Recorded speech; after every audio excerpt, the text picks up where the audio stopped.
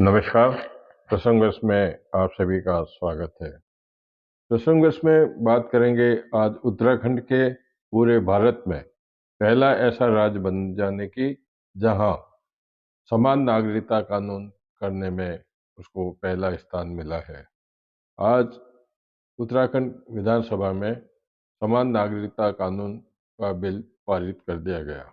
विस्तृत चर्चा के बाद में सबसे बड़ी बात रही कि इसको ध्वनिमत से पारित किया गया, जिसको लेकर के अब समान नागरिकता कानून बनाने वाला, कानून लागू करने वाला उत्तराखंड भारत का पहला राज्य बन गया है। राजस्थान में भी इसकी कवायद शुरू हो गई है। कल भी मैंने आपको बतलाया था कि डॉक्टर किरोड़ीलाल मीणा, शिक्षा मंत्री मदन लाल दिलावर, इन्होंने भी इसके संकेत दिए थे और समझा जाता है कि राजस्थान के मुख्यमंत्री भजनलाल शर्मा इस मामले में शीघ्र ही कुछ निर्णय लेकर के या तो पहले कमेटी गठित करेंगे या फिर इसका बिल लाने की भी बात कर सकते हैं। हालांकि कल से विधानसभा का सत्र शुरू हो रहा है, लेकिन यह नहीं लगता कि कल से शुरू होने वाले विधानसभा के सत्र में इसको रखा जा सके। तो बात कर लेते हैं राज्यसभा में आज प्रधानमंत्री नरेंद्र मोदी के धुआंधार भाषण की।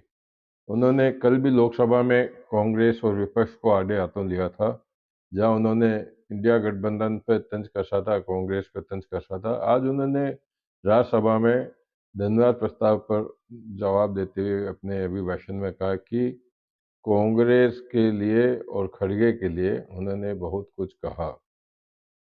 उन्होंने कहा नेहरू पर भी बात कही उन्होंने। उन्होंने कहा कि कांग्रेस में नेहरू की एक चिट्ठी का उन्होंने हवाला दिया और बताया कि नेहरू आरक्षण विरोधी थे। साथ ही उन्होंने कांग्रेस अध्यक्ष खड़गे पर भी तंज कसते हुए कहा कि लोकसभा में जो लोकसभा में जिस प्रकार से ये बयान दे रहे हैं वह किस तरह का है, हर लोग उसको समझ रहे हैं। उन्होंने ये भी कहा कि खड़गे ने लोकसभा में 400 सीट आने का आशीर्वाद दिया। उसके लिए नरेंद्र मोदी ने कहा कि हम सर आंखों से उनका स्वागत करते हैं, उन्हें सर आंखों पर रखते हैं। साथ ही उन्होंने तंज भी कसा कि कांग्रेस को भी मैंने आशीर्वाद दिया है कि कम से कम 40 सीट तो वो पार कर सके। इसके साथ में व्यक्तिगत रूप से भी मनोरंजन की बात करते हुए उन्होंने खड़गे को कहा कि लोकसभा में मनोरंजन की कमी खल रही थी, जिसे खड़गे जी ने पूरा कर दिया। ये एक तंज था, मजाक भी हो सकती है, लेकिन लोकसभा में आज कल लोकसभा में अपने अभिभाषण के बाद में आज राज्यसभा में भी उन्होंने कांग्रेस को घेरने में कोई कमी नहीं रखी। तो उन्होंने इतना भी कहा, कांग्रेस पे उन्होंने इतना भी कहा कि जिन कांग्रेस को अपने नेता पर ही विश्वास नहीं है, तो वो मोदी की गारंटी पर क्या विश्वास करेंगे?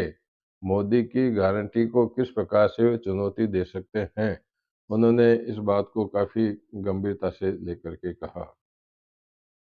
बात कर लेते हैं राहुल गांधी की। राहुल गांधी की भारत जोड़ो यात्रा लगातार आगे से आगे बढ़ती जा रही है, जहां आज वो उड़ीसा में रही। उड़ीसा प्रदेश में उन्होंने राउल केला में एक रोड शो भी किया राहुल गांधी ने।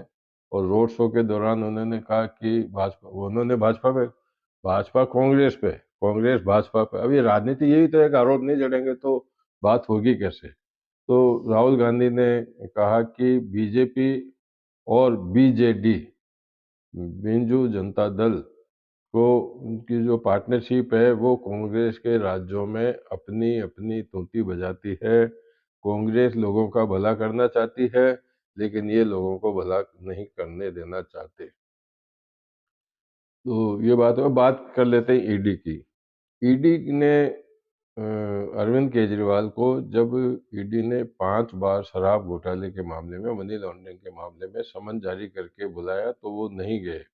आखिरकार उन्होंने दिल्ली की राउल एवेन्यू कोर्ट के अंदर याचिका दायर की, जिसमें इस बात को रखा, जिस पर अब राउल एवेन्यू कोर्ट ने ये निर्देश दिया है कि 17 फरवरी तक अरविंद केजरीवाल को ईडी के सामने पेश होना चाहिए। तो अब ये समझा जाता है कि अरविंद केजरीवाल को वहाँ पहुँचना ही पड़ेगा ईडी के सामने।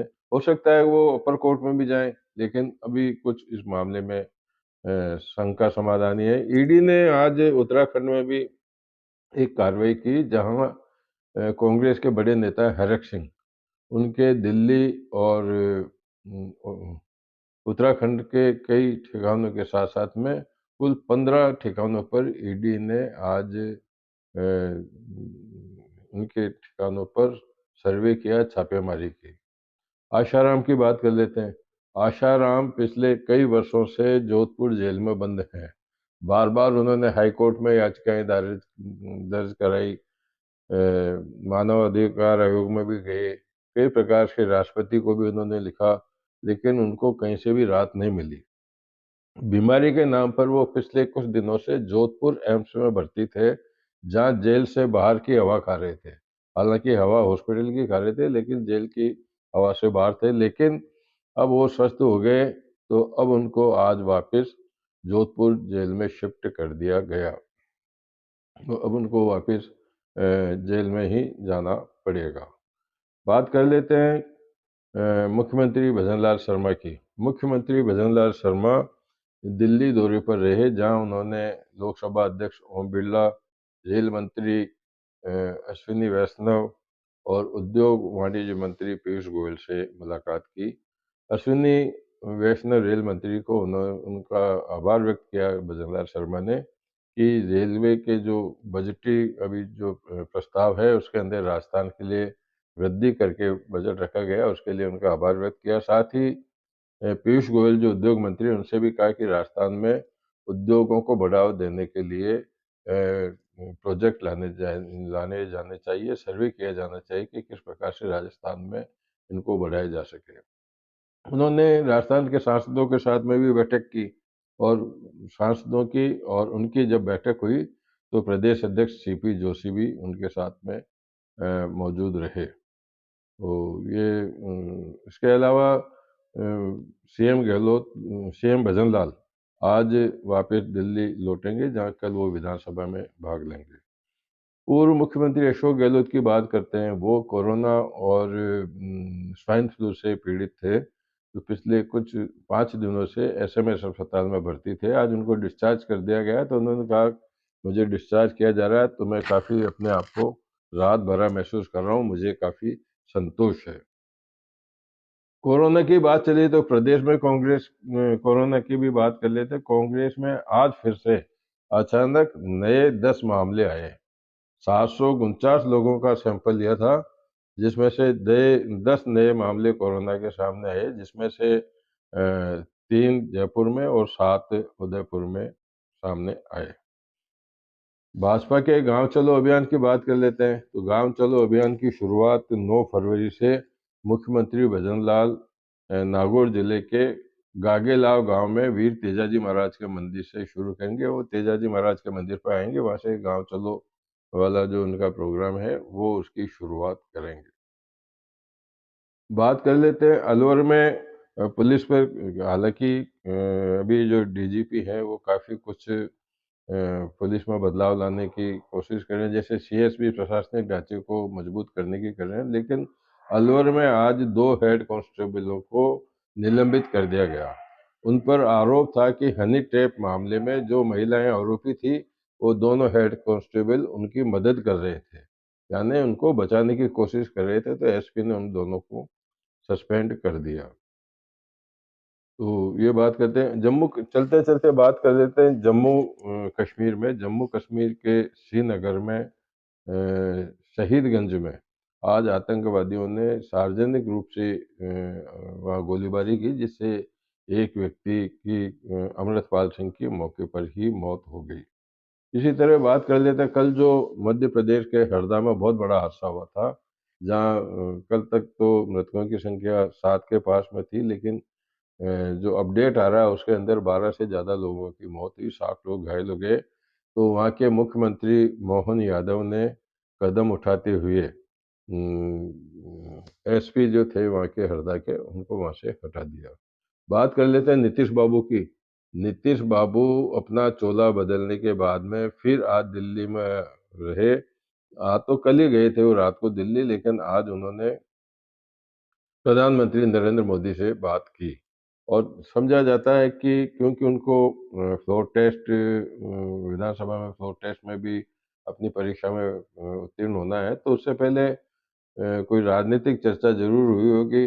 लेकिन बताया जाता है कि लोकसभा को लेकर के उनसे बात हुई, लेकिन लोकसभा वाली बात अभी जब मुख्यमंत्री का फ्लोर टेस्ट से पास हो जाएंगे तभी हो पा रहा है। लेकिन अब राजनीति राजनीति में कुछ भी हो सकता है। हेमंत सोरेन, पूर्व मुख्यमंत्री जो झारखंड के हेमंत सोरेन, उनकी मुश्किलें रुकने का काम नाम नहीं ले रही है। वो पिछले 5 दिनों से ईडी के कस्टडी रिमांड पर थे, कस्टडी पर थे। आज उनको वापस पेश किया गया, जहां कोर्ट ने उनको 5 दिन की और ईडी की कस्टडी में रखने के निर्देश दिए हैं। तो इन्हीं सब चर्चाओं के साथ में आज के प्रसंग को यहीं विराम देते हैं। कल फिर आपके सामने नई चर्चाओं के साथ में उपस्थित होऊंगा। तब तक के लिए नमस्कार।